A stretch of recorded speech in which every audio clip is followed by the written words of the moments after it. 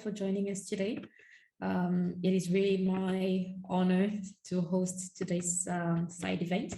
My name is Farida Nabrema, and I am the coordinator of GENSAC, the Gender Equality Network for Small Arms Control. And I am happy to welcome you to this side event, to the 8th Biennial Meeting of States Parties, to consider the implementation of the Program of Action to prevent, combat, and eradicate the illicit trade in small arms and light weapons in all its aspects. So this side event is co-sponsored by the Gender Equality Network of Small Arms Control, which I coordinate, and the Women International League for Peace and Freedom Wealth. The theme for this session is Men and Masculinities in Small Arms Control, linkages between men and masculinities in small arms control, And it builds on a recent report that both organizations, GENSAC and Wealth, have released earlier this April. The issue brief, which is titled Men, Masculinities in Gender Responsive Small Arms Control, was a collaborative effort between Wealth and GENSAC, and it was co-authored by Dr. Mia Schub and Dr. Henry Notinen, who are both here today, and they will help us dive into some of their research and also research findings, and also deepen our understanding on the correlation between men, masculinities, and small arms. They will be joined by two additional colleagues, Dr. Macias of Colombia and Mr. Fergap of Cameroon, who have been leading efforts to advance gender-responsive small arms control within their communities and region. They will share with us today their practical insights on ways they are transforming social gender norms that fuel violence and conflict. So the Gender Equality Network for Small Arms Control is a membership organization that aims to make small arms control policies and practice more gender responsive. We do this by amplifying the best practices of those who have been working on small arms control behind the scenes, such as members of civil society organizations, women's groups, conflict prevention organizations, and development agencies. And we also do this by advancing research and collecting more data in the sector in order to ensure that policies are truly taking into consideration the different aspects of gender and how they correlate with small arms control. GENSAC is a joint initiative of Pathfinders for Peaceful, Just, and Inclusive Societies and the German Federal Foreign Office. And before we begin our presentation, I would like to invite Ms. Isabel Sabrasin, who is a diplomat at the German Federal Foreign Office in the political department, and she has been working with the institution since 2007. Ms. Isabel Sabrasin will be delivering an opening remark for this event. Thank you, Farida. Good morning. It is my pleasure to address you today on behalf of the German Ministry of Foreign Affairs. We cooperate closely with Farida as Germany was one of the initiators and continues to support the important work of the Gender Equality Network for Arms Control. Farida asked me to say a few words on why the issue of gender and small guns is important to us. The answer is clear. The proliferation of small arms, light weapons, and ammunition reinforces structural, sexualized, and gender-based violence and perpetuates unequal power relations. Moreover, solutions have proven to be more effective and more sustainable when women are involved. Globally, women overwhelmingly own fewer guns, but in contrast, are disproportionately affected by their negative impacts. The consequences of self-proliferations include murder, intimidation, rape, torture, sexual abuse, sexual harassment, threats and humiliation, forced prostitution, and trafficking of women and girls. In a situation of domestic abuse, a woman is 5 times more likely to be killed by their partner if a gun is present. While during the last years, awareness has been raised in international fora such as the UNPOA or the Firearms Protocol about the gendered impacts of the diversion of small arms and light weapons, there is still a gap between awareness and concrete practices, as well as a lack of relevant data and research, which then inform concrete policies. Germany is taking these aspects very seriously and engages to increase gender balance as well as gender mainstreaming in arms control. Also against the backdrop of the decision of the German government to advocate a feminist foreign policy. Against this background, I look very much forward to the upcoming discussion and to gaining some insights inter alia into how masculinities intersect with small arms control. Thank you. Thank you so much, Ms. Rasin. I would like now to invite Ms. Laura Varela from WELF International, the Women International League for Peace and Freedom, to also share with us a few words on this collaborative effort between GenSAC and WELF, which has led to both the publication of our joint report and this side event. Ms. Laura supports WELF adult advocacy and research on a wide range of disarmament issues, and in addition to monitoring and reporting on multilateral disarmament fora. Prior to this role, Ms. Laura worked with RCW as a consultant, contributing with a project about explosive weapons in populated areas. Ms. Laura, the floor is yours. Thank you, Farida, for your kind introduction. It's an honor being here with you today to discuss the linkages between men and masculinities in small arms control. On WELF's behalf, I'd like to thank each one of our speakers today for accepting our invitation to join us in this important conversation. As Farida mentioned, this webinar builds on an issue brief titled Men and Masculinities in Gender-Responsive Small Arms Control, published by GenSAC and WELF. The publication brilliantly examines in detail the close link between men, masculinities, and small arms, and raises elements to the discussion of how gender should be integrated into small arms programming. As highlighted by the authors, while men are the primary owners and users of small arms, men and boys are also often the main direct victims of small arms violence. The ownership of guns by male hands is often linked to notions of manliness, and these notions are embedded in expectations of men to be providers and protectors of their communities. As the authors indicate, the gun industry goes to great length to shape ideas of manhood and to link manliness with gun ownership, spending lots of money on sophisticated marketing strategies and product placement in films and video games to sell their products to men. We need to hold the gun industry accountable, and the successful lawsuit brought against Remington provides us with a good example, as does the recent lawsuit brought by the government of Mexico against US gun manufacturers. As concluded by the paper, while the links between men, masculinities, and small arms are multiple, the arms control and disarmament fields have often struggled to engage effectively with masculinities. This is why having webinars such as these are important.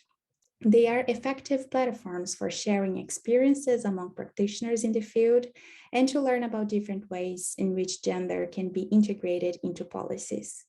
I thank all of our speakers for your participation today, and also everyone who is joining us to have this important conversation. And we hope this will be a fruitful discussion that can inspire and support progress across local, national, regional, and international levels of action. Thank you.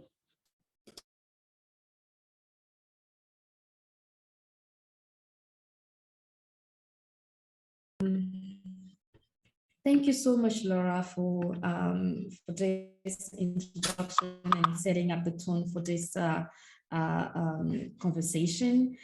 Before we continue, I would like to invite Dr. Henry Martinen to join us for his presentation, and he will be walking us through some of the insights that he has been able to gather from the research that he previously conducted on men, masculinities, and small arms control. Mr. Henry. Great, thank you very much. And I think, Farida, you'll be sharing the screen, correct? So good morning, good afternoon. Thank you for having us here.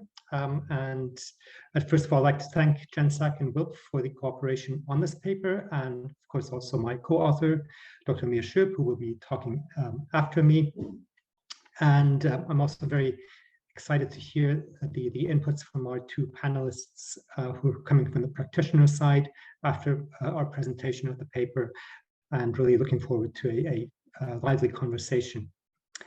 In our paper, we first of all kind of make the case for why it is important to look at men and masculinities in the context of small arms control, and then go through some practical examples from various parts of the world, especially looking at civil society examples of engaging with small arms and masculinities, and then come up with a set of different recommendations, especially for national government actors and civil society. And before we sort of go into the discussion of men and masculinities, I do want to sort of highlight the difference between these two, as they do sound very similar, and the difference might seem a bit academic, but it is really important that we do differentiate there between men as the men and boys, sort of as the demographic, and then masculinities, which is more the social expectations, the political constructs, the gender norms that are placed on men, and the expectations of how men are expected to be men in a given society. So if we first look at men and boys, but especially men, as in the context of small arms, men are, as mentioned, by far the majority of people who own guns and carry guns and use weapons and small arms.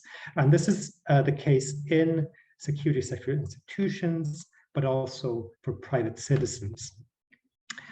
In security sector institutions, which tend to be historically and currently heavily male-dominated, it is obviously men who are the ones, therefore, who carry these weapons, use these weapons. But also, when you look at the roles within security sector institutions, those roles which require the use of weapons tend to be heavily male-dominated. And women then tend to be in roles which are less linked to the use of weapons. When you look at private gun ownership, men are also, by a vast majority, the overwhelming percentage of weapons owners and weapons users. The most gender equal society in this respect would be the US, where it's about 2/3 to 1/3, with 1/3 of the weapons being held by women. But in other cases, for example, in Europe or in Latin America, in sub-Saharan Africa, the percentage of male ownership tends to be closer to 90% to 95%, or in some cases 99%. So it's definitely men who are, globally speaking, by far in the majority of weapons bearers and weapons users. Men are therefore also the main perpetrators of armed violence, be it in context of conflict or of gang violence, of domestic violence, intimate partner violence. It is, however, also important to remember that men are also the majority of armed violence victims, and it tends to be particular subsets of men, especially younger, less educated, more economically marginalized men, who are the main group of armed violence victims. And this link between men as the demographic we're looking at and small arms is also linked to masculinities, really closely and intimately linked with the expectations placed on men and how they're expected to be men in a given situation. And this link between masculinity or masculinities and small arms is something that is really built up from childhood onwards, through toys, through stories boys hear, through the games they play, through cinema, through comic books, video games, and so on, and then perpetuated throughout lifetime. And oftentimes, gaining the first gun can be a rite of passage, be it in a shooting club, be it by joining the military, or going through conscription. So there is a link between sort of moving from boyhood to manhood that is often linked to small arms possession and use. As was mentioned earlier, there is, however, then also disproportionate impact on women and also persons of diverse sexual orientation, gender identity, and expression, LGBTIQ persons, when we look at the impacts of gun violence. And that is in the form of domestic violence, partner violence, as was mentioned already, but also in the form of conflict-related sexual violence that is catalyzed by the presence of small arms, but also homophobic and transphobic violence in which weapons are used as a threat or as a way of enacting armed violence. I will talk bit more here about some of the macro level interventions that we recommend in the paper, and that my colleague Mia will then talk more about the kind of the ground level recommendations that we make.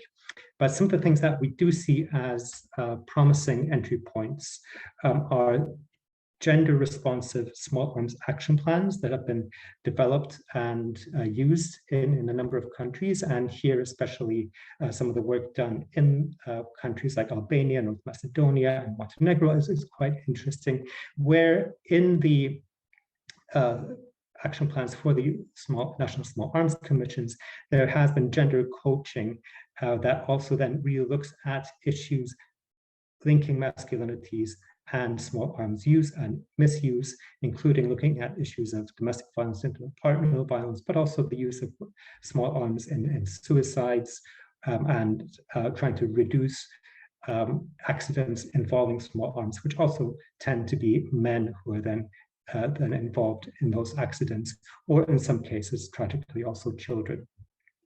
Some of the other recommendations that we do make are legal frameworks, national level legal frameworks that can try and reduce some of the links between small arms use and lethal forms of intimate partner violence and domestic violence. So using red flag laws, for example, where there's a background check looking at men's history of sexual abuse, sexual harassment, stalking, other issues that might act as red flags, and where the state can then make sure that those men are not able to purchase weapons. However, these legal frameworks also have the possibility of being circumvented by men, also by their partners, who might be then purchasing weapons on behalf of their men. And they can be part of the package that we recommend.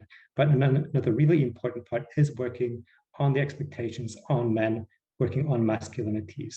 And that is where civil society can often play a major role. And with that, I'll hand over to my colleague, Mia. Hello, everybody. Thank you very much, Henry.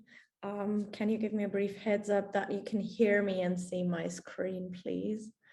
As I we can anything anymore. hear you. Wonderful. Excellent. So beyond these institutional initiatives that Henry just talks about, beyond national action plans, beyond legal framework, what we also found was a myriad of governmental and civil society initiatives that work towards institutional, cultural, and behavioral transformations at different geographic and institutional scales. And in our mapping research, Latin America and the Caribbean as a region, as well as South Africa, stood out as good practice champions. But by no means can this presentation be comprehensive of all the rich work that we've learned about in this research, nor cover everything that's out there. So I will really only sketch some broad patterns here. But making this work visible is really important to us because, as you can see in this poem, by a young participant of one of Gun Free South Africa's projects in Cape Town, gun violence does affect people's everyday lives. Because of gun violence and armed masculinities, all this young participant can do is escape into a dream world and wonder how life with full access to her rights would potentially look like and feel like. The initiatives we mapped in the issue brief pursue intersectional approaches.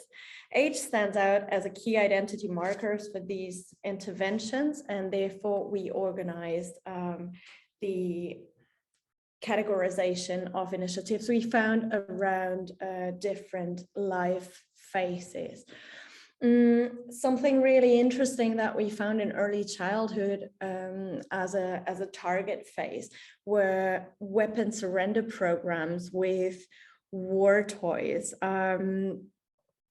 as an interactive and fun way to deconstruct the link between masculinities and the gun from the earliest socialization phases onwards, but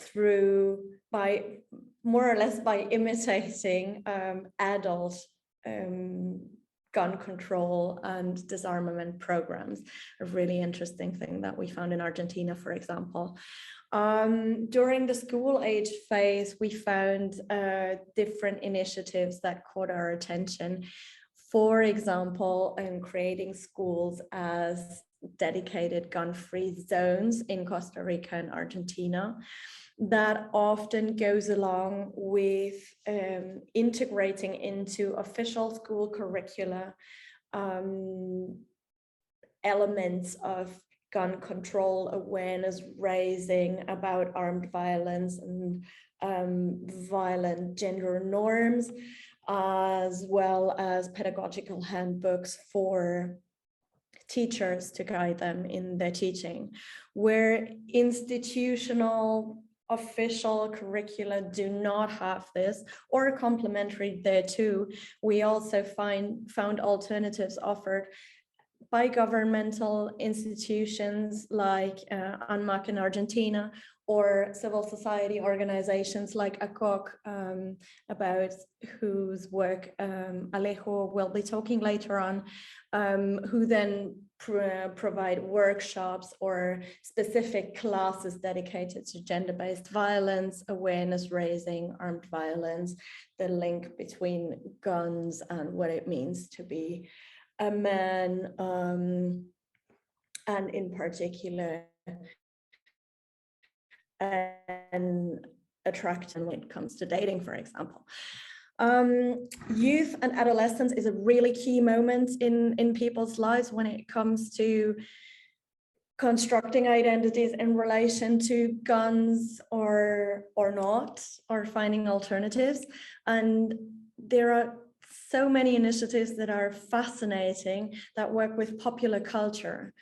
Popular culture stands out as a key element that constructs in the construction of violent masculinities. And as Laura already mentioned, there is also a lot of investments into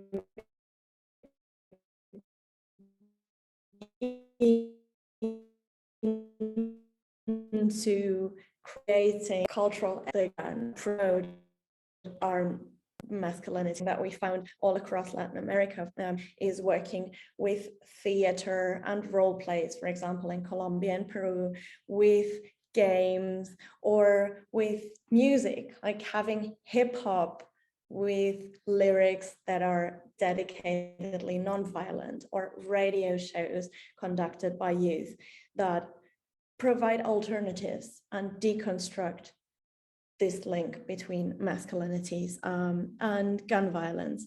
Soccer for this armament and peace, soccer with alternative values, is also a really interesting initiative that we came across in Argentina and Colombia, for example, but that certainly exists way beyond, and sports in general is a good entry point for working with youth.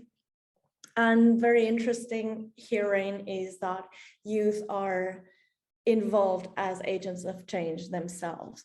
In South Africa, for example, in popular culture and sports initiatives, but also in community research and activism, anti-gun campaigning, for example, youth are engaged and hired as the main activists, giving them a key role and making them really the agents of their own change.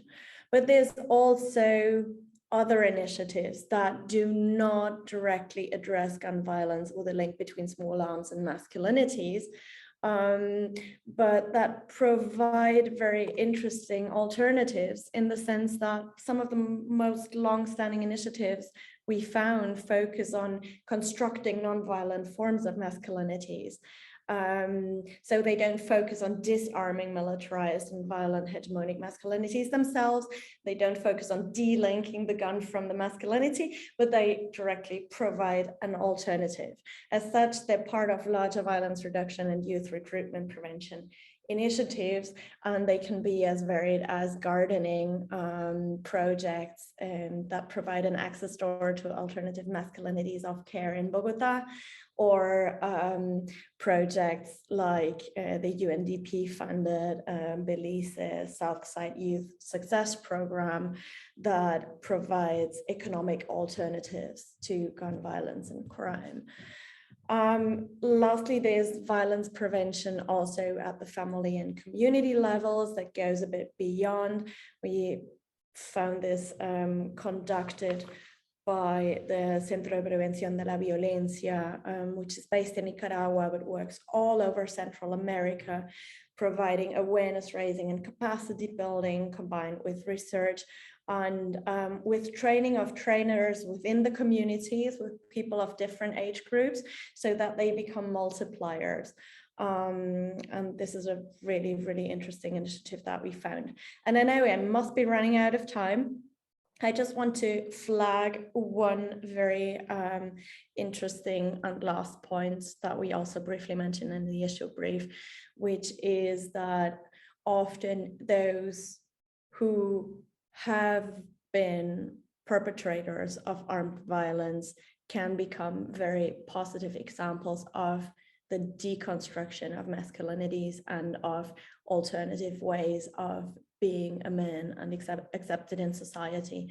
For example, ex-combatants of non-state armed groups, of youth gangs, or military veterans. And Colombia and the work that the Reintegration Agency in Colombia is doing is a really interesting example thereof. I'll close here and thank you for attention. And I'm very curious to hear more about the work that Alejo and Guy are doing in their everyday. Dr. Mia Schrupp, thank you so much for this presentation. I would like to apologize to everyone as at some point I was struggling a little with my internet and my desktop freezing. I actually missed the opportunity to properly introduce both you and Dr. Martinen to the audience, but I think it's not too late to do that. Before we move to the next speakers, I would like to tell you a bit more about our researchers who just presented recently. We have Dr. Henry Martinen, who is a lead associate with Gender Associations International Consulting, and he's a co-author of the recent GenSAC World publication on men, masculinities in gender responsive small arms control. He has been working on issues of gender, peace, and security for 2 decades for various NGOs, research institutions, and international agencies with a particular focus on masculinities and disarmament issues, including small arms control. Then we have Dr. Mia Schrupp, who has just presented. She is a gender and diversity specialist with 10 years of experience in research on gender, armed violence, peace building, and DDR, transitional justice, and memory and identity construction. Dr. Schrupp has worked with different think tanks, civil society organizations and foundations in Switzerland, Colombia, Spain, Germany, among others, on issues of gender responsive small arms control and security sector governance. She has extensive experience in feminist ethnographic field work in Colombia, and she has worked in different capacities with GenSAC since the foundation of our network. Thank you once again, Dr. Schrupp and Dr. Martinen, for joining us. Now we'll move to our next presenter, who is coming from Colombia, more precisely, Mr. Alejandro Paramacias. He is with Conscientious Objectors Collective Against Collective Action. Mr. Macias is a human rights advocate. He's a candidate to Magister in Education with emphasis on interculturality on gender. Currently, he works as a coordinator of the area of pedagogy and research at the Conscientious Objectors Collective Action, and he is a pedagogical advisor in Limpal. Mr. Alejandro Macias, thank you for joining us today, and we look forward to hearing from you about your experience in leading efforts to promote transformative masculinities in Colombia. Hi, thanks for the invitation. So I'm going to presenting Caring Masculinities, an alternative to militarized masculinities. I'm going to share my screen, if you allow me.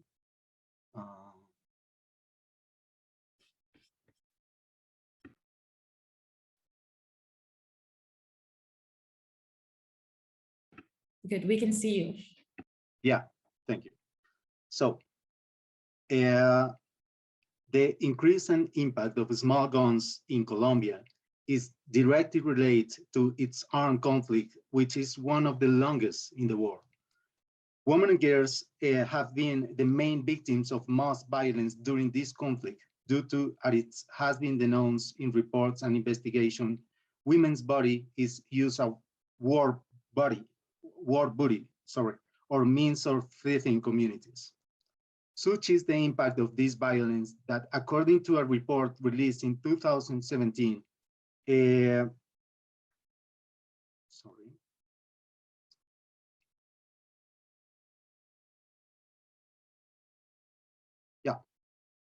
according to a report released in 2017, between 2010 and 2015, over 876,000 women were direct victims of sexual violence. This means 145,000 per year, 12,000 per month, 400 in a day, and 16 in an hour. During this same period of time, 1 for 5 sexual abuse victims was intimidated by her perpetrator using a fire gun. It's key to remember that the use of fire guns impinges not only on sexual violence, but also in multiple normalized violence as threat, intimidation, and even confinement. Now, it's important to reference the institutions that are supposed to be accountable to this problematic and its role so far. The main institution is the public force.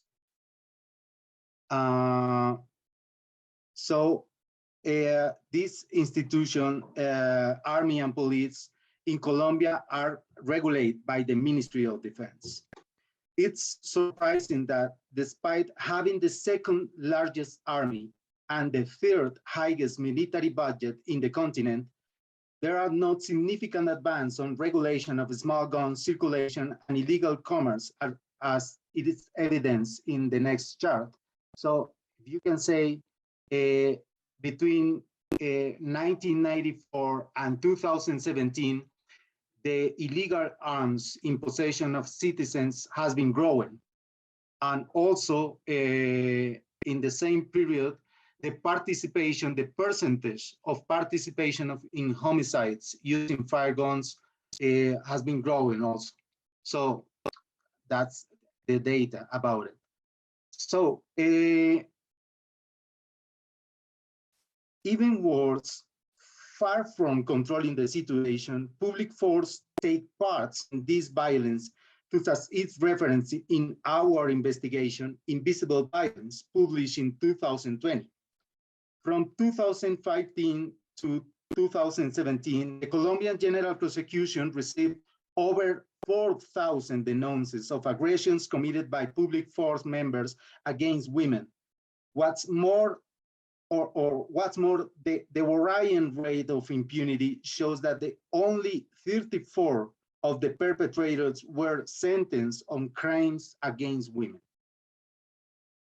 Additionally, the army and police normalize and reproduce gender-based violence along their training, and this is hugely worrying considering that in Colombia, over 55,000 and 60,000 youths have to render compulsory military service per year.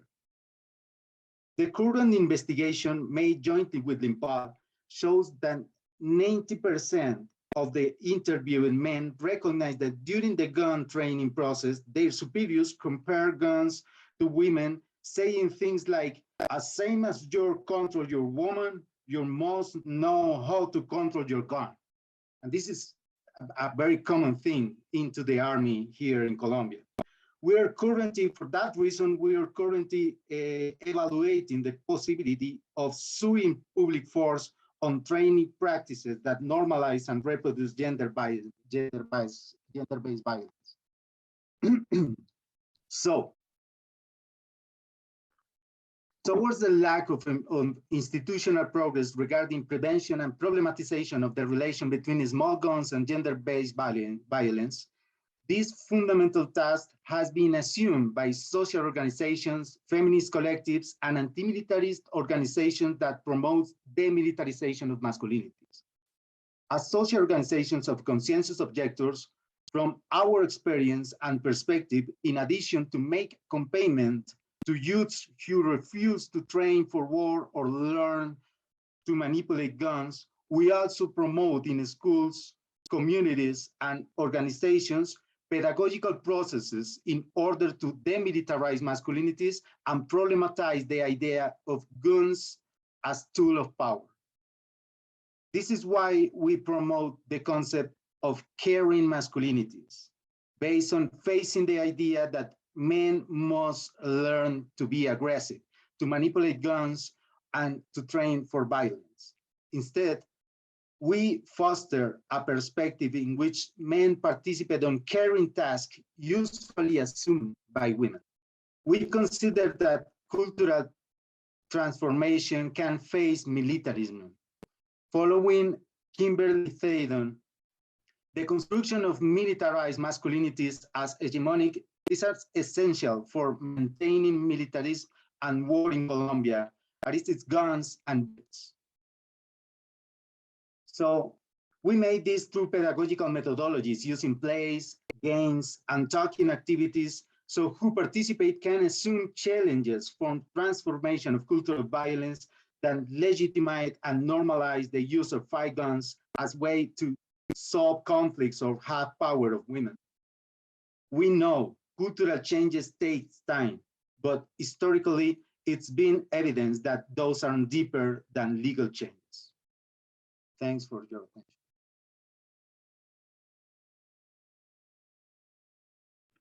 Thank you so much, Mr. Alejandro, for sharing such practical insights on the work you're doing in Colombia, which must be commended, and telling us more about the concepts of caring masculinities that you're helping promote in Colombia to deconstruct the myths around men and masculinities and small arms. We'll come to you with more questions in the Q&A sessions. As you have pointed out, some very enlightening insight. But before getting there, I would like to continue with our final speaker for the day, Mr. Fugab from Cameroon, who works with Wolf International. Mr. Fugab is a national of Cameroon. He's a teacher, a writer, and an active member of society for over 10 years. His overall job is to educate young people, and his books put girls at the heart of crisis and conflict resolution, awareness raising on civil issues in their community. Since 2014, Mr. Fugab has worked with Wolf Cameroon, where he has been in charge of communication and disarmament, with extensive work on small arms and light weapons, lethal autonomous weapon system, and nuclear weapons. He is now the director of program at Wolf Cameroon and the founder and coordinator of the Cameroon chapter of World Beyond War. And he's currently working on a program to counter militarized masculinities, a Wolf project to engage men and boys in feminist peace building. Dear all, please help me invite and welcome Mr. Guy Fugab to this session. Thank you, Farida. Thank you, everyone, for being here. I'm happy you invited me to this webinar. It's my pleasure sharing some of the work we have been doing in Cameroon. I'm going to share my screen. Yes, what we do in Cameroon is about engaging men and boys for feminist peace. I always keep presenting with WILF. We already know WILF widely, the oldest women's organization. The chapter of Cameroon was created in 2014. And we, in 2017 already, we conducted a research on the impact of conflict on women and girls in Cameroon. And then in 2020, we conducted a gender conflict analysis.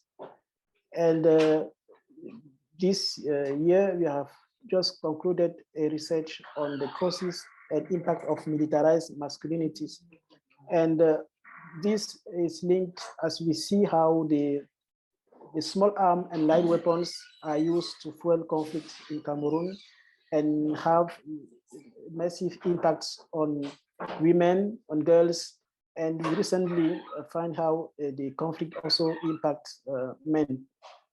And one of the common grounds found here is how you can engage both men and women for feminist peace. We have already been working on how to engage women for feminist peace. We have been working to implement the UN Security Council Resolution 1325 in Cameroon, as the study we did in 2017 helped the government to develop the National Action Plan on this resolution.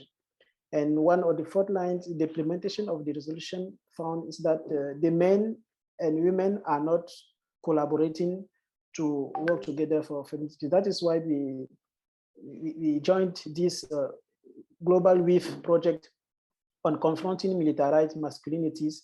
And our perspective in Cameroon was, as it is shown in this picture, gathering some key actors involved of the assessment of the resolution on 1325 and to see how women and men can collaborate for future work on feminist peace.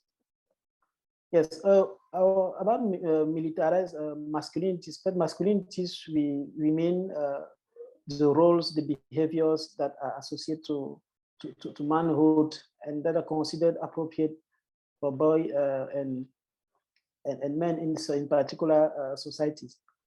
Masculinities are expressed at individual level through their behavior, at the cultural level through some images, stories, and even at the institutional level through the laws and policies, procedures.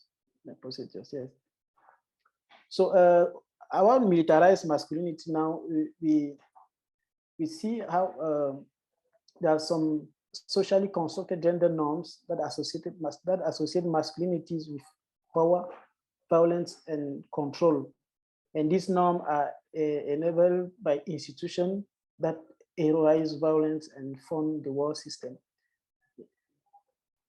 So feminist peace, well, just to say one word on this, this approach centered on people that's based on equality, justice, and demilitarized security that involves addressing the root causes of violence with a feminist lens that pays attention to power dynamics and that challenges patriarchy and traditional gendered roles, and then advances the needs and rights of women and people of all genders. So we are working for feminist peace, so that we use this people-centered approach to conduct to engage men and boys.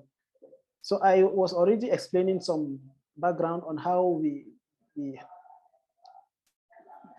have to work on engaging men and boys, let me say other genders like different women, as we used to do in the past, to confront militarized masculinity or to build peace in Cameroon. So for that, we have three main reasons. The first one being that the Women's Peace and Security Agenda calls for the engagement of men and boys in three resolutions. Secondly, the gender conflict analysis that we conducted in Cameroon showed that militarized masculinity is among the root causes of conflict and violence in our country, in our communities. And we should already know that both men and women are facing consequences of these militarized masculinities. Yeah, and the third motivation here is that the funding from Cameroon's work, together with other civil society organizations, to assess and contribute to the second generation of the National Action Plan on the Women, Peace and Security Agenda that were conducted from December 2020 to March 2021, included findings that emphasized the role of militarized masculinities in propelling conflict in locality, in our local communities. So here's the main key strategies that we used to do this from local and global research That is WILF strategy as part of engaging men and boys. We WILF have 10 focal countries, 4 being key focal countries, and 6 other being additional countries to localize this effect of militarized masculinities. Cameroon was one of the 4 focal countries, along WILF DRC, WILF in Colombia, and WILF in Afghanistan. So that 4 countries did local research using a participatory feminist political economy approach. And another strategy being used here was alliance building grounded in accountable practices. So we have to do some networking with relevant stakeholders to engage them in this work, to identify together which actors could be involved in the research first, and then in the strategies to engage men and boys. National, regional, and global advocacy is the third strategy that is used to implement proper the founding, the main founding of the research that is being developed. So I'm going to share some of the findings that we saw from the research. The first one is that militarized masculinity is historically and institutionally structured. Yes, the state has institutions that allow for the use of violence. And in Cameroon, for instance, it had happened that people see violence as normal because the response that the government brings in case of any situation, conflictual situation, in any attempt of finding peace by population or by group of people, when the government come to act, the response is violent, and the use of weapon here becomes like something normal to the population, and the use of guns to find solution to problem or to prevent conflict becomes like the first-hand solution that is existing. Yes, the existing gender roles lead to violence and conflict. Yes, existing expectations about how men and women are supposed to behave are the main causes of violent communities. It's considered that women, they are the one suffering from the impact of conflict. The women are those who should stay behind, while men are those who should go to war front, that to take arms to fight. And these gender constructed roles makes it that men and women have to suffer each category particular consequences and effects of the weapons and the militarized masculinities. Structural violence is seen to be linked to the militarization of men and to conflict. And here, just to capture this, poverty and lack of opportunity coupled with existing gender norms create fertile grounds for recruitment into armed forces and non-state armed groups. Yeah. Another research finding is that gender norms are bad for women and for men. Yes, and alongside the sense of power that guns grants military men, and in part because of it, their life is full of frustration, trauma, and death. This experience of heightened risk of vulnerability and can create opportunities to change men in militaries and non-state armed groups, and to get them to reflect on their own investment in change. So from this perspective, in Cameroon, for instance, people could not imagine that the military who have the full power just because they wear their uniforms, just because they wear their guns, they are powerful, they are non-vulnerable at all. But from the research, we could find that they also feel frustration. They also are traumatized with the conflict that are going on. And we interviewed military, some of it are not still at service, and some who are still active. And we could hear from them that they have a gun, they use guns, but they are not always happy with that, because killing people at the end cause a lot of frustration, a lot of trauma. And but the other side of it being that they abandon sometimes their families, or often they abandon their families, and they have this psychological problem when they are in war front. Yes. And this happen to be one of the layers on which we can be to also reflect on how military can also contribute to confronting militarized masculinities. Yes, I'm going to end here by mentioning that the hegemonic masculinities are as many as the manifestation of gender inequalities, starting with diverse trauma, frustrations, and loss of self-esteem. The discrimination of men and boys is also a fact, though ignored in different intervention chains, as it is commonly believed that only women and girls are deprived from having chances to access quality services compared to boys. And lastly, disarming masculinities as well as building more inclusive society require engaging with men and boys, as well as transforming expectations and practices of what it means to be a man.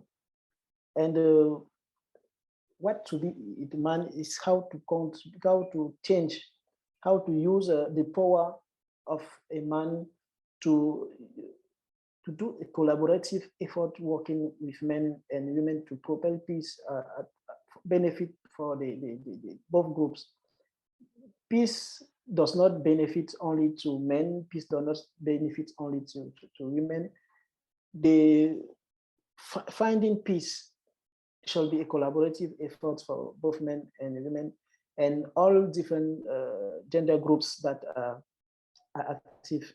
So this is one of some of the key things that we share. The research will be published in the weeks coming in French and in English.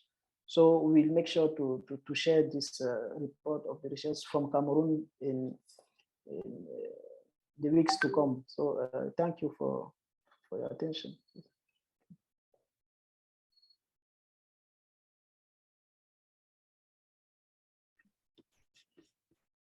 Mr. Guy Fergat, thank you so much for your presentation.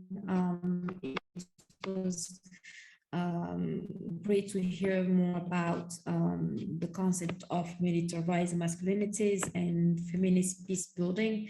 This will actually dive us into the conversation and the discussion session.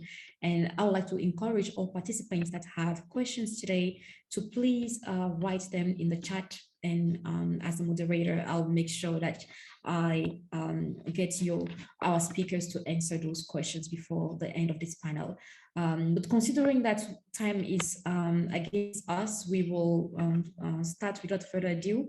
And I would like to direct my very first question to Dr. Shook. You ended your presentation by mentioning briefly a good practice that not many people might think about when they are thinking of violence reduction.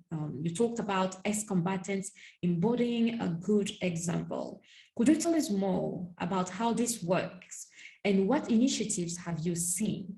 How is this linked overall to governmental and civil society initiatives? Sure, with pleasure. And thank you very much, Farida, for picking up on a point that I didn't mention to spend much time on or give the attention it merits to in the presentation. So basically, I mentioned ex-combatants embodying a good example because in particular, in the research that precedes this issue brief research, which was my PhD project in Colombia. I worked with about 160 ex-combatants from different armed groups over the course of 5 years. And I've been really, really surprised to see how many of them are able not only to reconstruct their lives and live a completely different life as civilians in different rural and urban areas in Colombia, but also how much they become examples of what's possible, of this potentiality of deconstructing and reconstructing gender norms and delinking them from violence and violent means of finding access to livelihoods and to social relations. I've mentioned Soccer for Peace and Soccer with Values initiatives that I've seen all across Colombia, for example, where ex-combatants as trainers, as initiators of community sports programs, often in very marginalized communities in the outskirts of big cities, for example, play a key role in creating a safe space for kids and youth to develop different ways of interacting and different ways of interacting within a very popular sport, finding alternative values in this sport that are very much linked to what Alejo presented as masculinities of care. I mentioned gardening, I mentioned civil society organizations working in different ways of prevention with arts, with women's initiatives. These really through the whole myriad of projects that we found, ex-combatants are involved. And the beauty of it is that most often we don't know that they're ex-combatants, which is already a good example per se of how things can change, because the stigma label is not necessarily stuck to the front as many of them fear, and as is often nonetheless a problem. But also there is this positive element that I really liked seeing in different ways, and this is that the personal story can be put out there to convince. It becomes more tangible for kids, for youth, and for whole communities to listen to somebody who has been a gang member, who has been part of a guerrilla or a paramilitary group, and who is now an appreciated member of the community, who does the community something well from an ethics of care.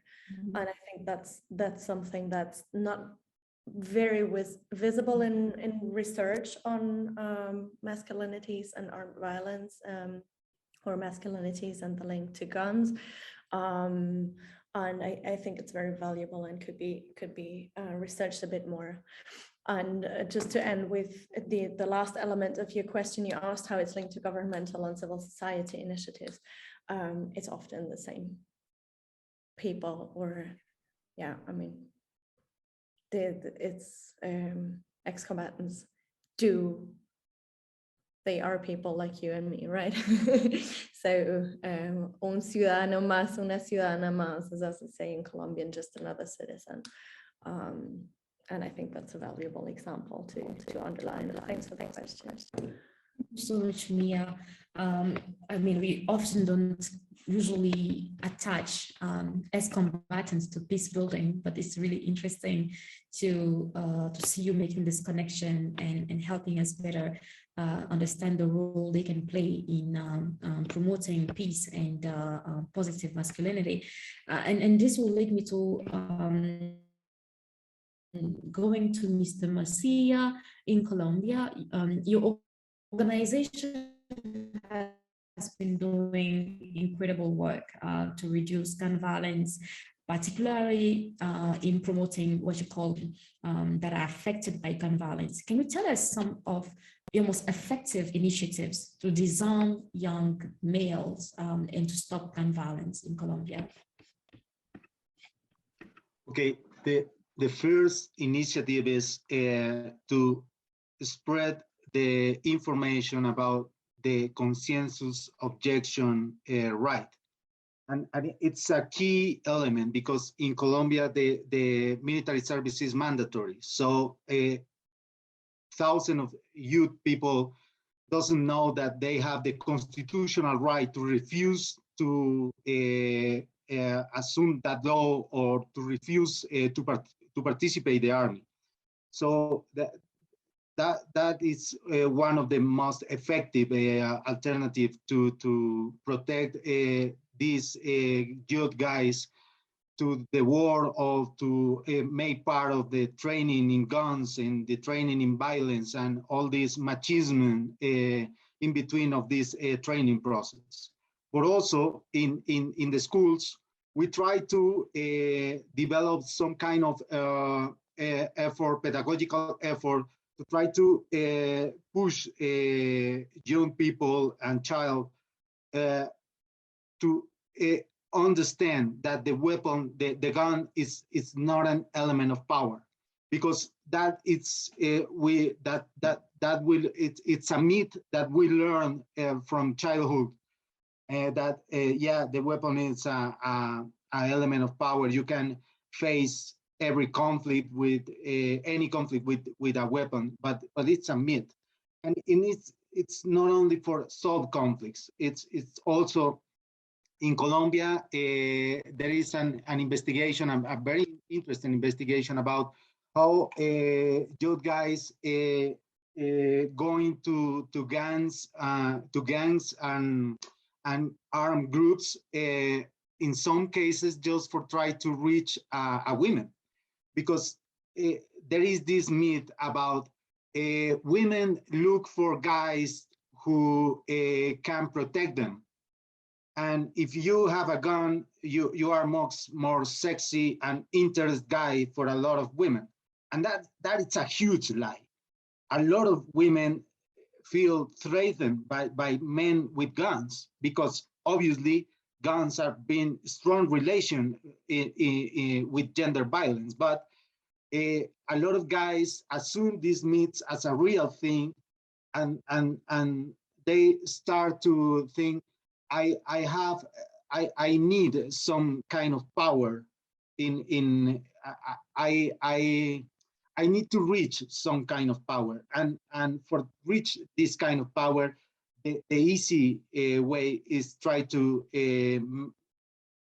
I don't know, try to get a weapon, a gun, or try to involve in some kind of group that use guns, or some kind of I don't know, hierarchy in a military way, and I'm going to be respected. And that's a very dangerous thing. For that reason, we focus in our school work and in our pedagogical perspective in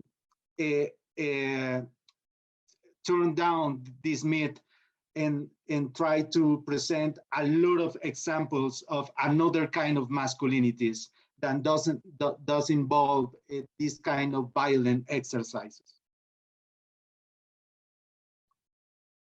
Thank you so much, Mr. Marcia. I will now turn to Dr. Henry Martinen. We have discussed through what Dr. Mia Shoub and Mr. Marcia have shared, a role of civil society in really promoting positive and caring masculinity, as Mr. Alejandro will put it. But now I would like to hear from you, from a researcher perspective. What role do you think that state actors and governments can play in unlinking masculinities and weapons and violence in general? Great, thank you very much. I think one of the entry points is in supporting and enabling the work of civil society actors, as Mia, Alejandro, and Guy raised, and there's a lot of really important work being done at the grassroots level, and I think the state can and should support that, and also ensure that there is that safe space to do that kind of work, which is not always given.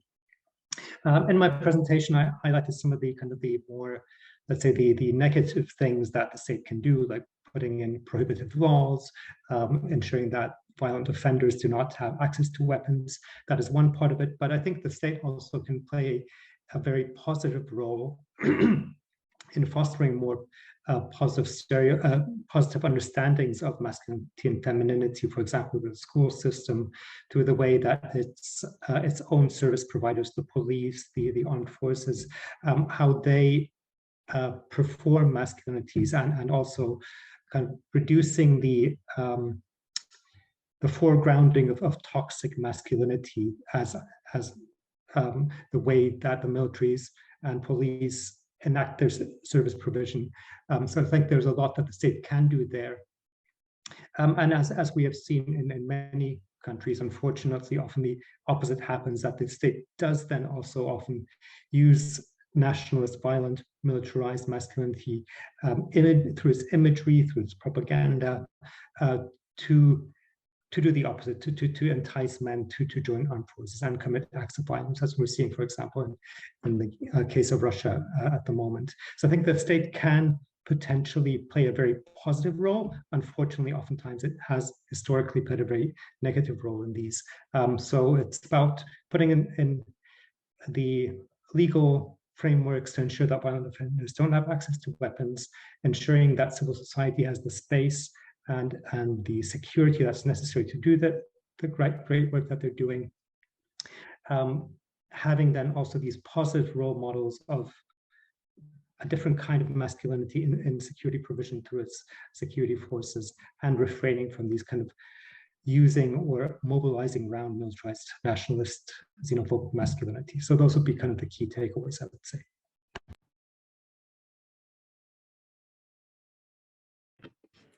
Thank you so much for this, Henry. I will now go to Mr. Fagab. I do have a question for you. Cameroon has been facing deadly and violent conflicts in recent years, both in the northern region and even in the northwest, southwest region. And it has been the trend, unfortunately, for the whole Central Africa region. The question that I have for you is, can you please tell us more about how toxic masculinity actually relate to conflict in your region? Because previously you mentioned that militarized masculinity is the root cause of all the violence that Cameroon is actually facing. What about the regional issues such as violence, extremism, and the border conflicts as well? How do you think masculinity relate to those? Thank you for this question. A picture of the conflict in the sub-region. Over the last decades, the sub-region has been affected by the extremism violence from the Boko Haram. Boko Haram that started in Nigeria but ended up